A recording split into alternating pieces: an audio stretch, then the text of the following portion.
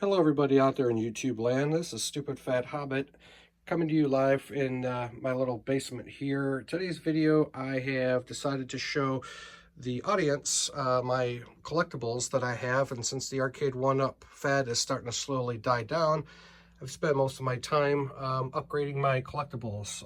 So this is my 80s shelf here that I've got going on. Decided to kind of put themes based around characters that came from the 80s, whether they were cartoons or toys or TV shows, movies, etc. I spent a lot of time just kind of organizing, picking and choosing which characters to kind of add to this 80s wall. As you can see, I've got, characters from the Masters of the Universe and Transformers, and sports characters like, Wayne Gretzky and, Mike Tyson. Great movies from the 80s included, The Princess Bride, Indiana Jones. Some toys were added. The Rubik's Cube there. I've got some board games. Just things that reminded me of the 80s, and that's kind of what I've done regarding that. Now, that is pretty much my entire 80s wall. Got representation from like McFarlane and NECA. Some Funko Pops kind of added in there. I think it turned out pretty well. Really cool when this thing gets lit up. And that's pretty much a quick shot of my 80s collection that I've got there. And then we're going to kind of move through the arcade here, kind of quiet when things are turned off.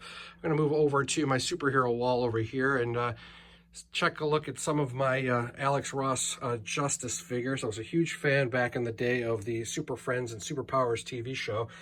And as I grew older, I kind of wanted to revisit that collection, and I thought that the Alex Ross figures were a great, replica of that era. And here's a lot of the figures in that collection here. Boy, the older I get, man, you can't get on your knees as quick. Oh, old age gets everybody, right? And then we'll kind of move along over here. Let's take a look at my Toonie Terrors, which NECA has done, which is a combination of like horror movies if they were cartoons. And you can see a lot of the characters from the horror movies from the 70s, 80s, 90s, and beyond. That's one half of the shelving unit that I have, and I've got some of the box sets up on top. Got Jaws and the Saw franchise, American Werewolf in London. And then this was kind of my horror bookshelf display. At one point in time back in the day, I actually had built a complete cemetery off of a ping pong table that I used to have back at my parents' house. But since the ping pong table no longer exists, I had an old bookshelf that I had.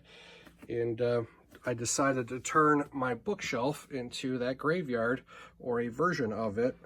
And again, McFarlane NECA figures from the old movie Maniacs series back in the late 90s. At the same time, I've added and upgraded some new characters from the NECA figures here.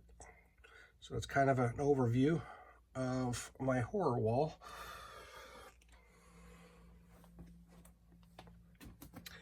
And then here is the other half of those Toonie Terrors of the horror figures.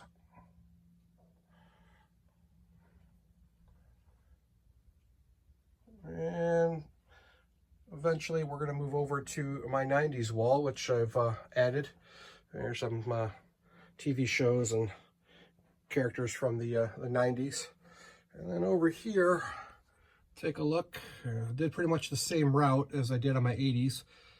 Added characters and, movies and TVs and cartoons and whatnot. I think it turned out pretty good.